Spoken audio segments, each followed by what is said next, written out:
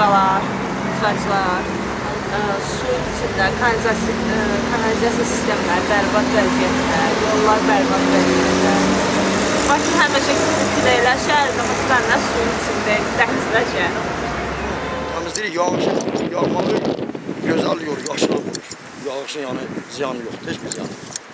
Nə insana, nə də bitkiyə, nə də heç bir şey ziyanı yoxdur. Ümumiyyətcə Bakıya indi hal-hazırda yağış yaraşmır. Çünki hər yeri su basır. Bizdə Yasamalda, yuxarıda, küçələrdə elə bir çay axır.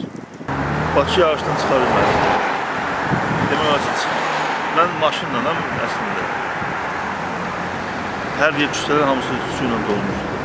Yəni küçəyə baxan yoxdur. Küçədən, məsələn, kanalizasiya xətti yoxdur ki, su axsın, geçsin. Çox yerdə belədir.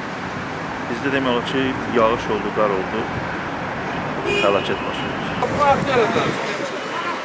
Vallahi hamı qaça-qaça işə gedir ancaq. Hara gedəcək? Evinə qaça-qaça, çörək dalınca qaça-qaça, iş dalınca. Ancaq nə bilim, vəziyyətdən çıxmaq üçün gərək Allah bizi o vəziyyətdən çıxarsın. Yağışla. Yəni bax, yaxşı bir əməli bir şey görmədim.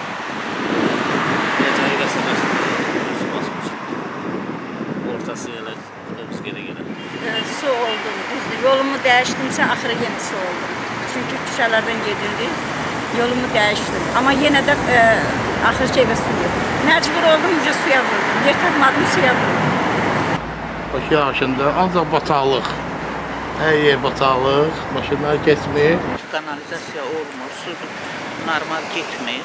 Olanda elə şəhərdə də olur. Tarbovunu çox su gələn kimi Tarbovunun kanalları savsim bərbad haldadır.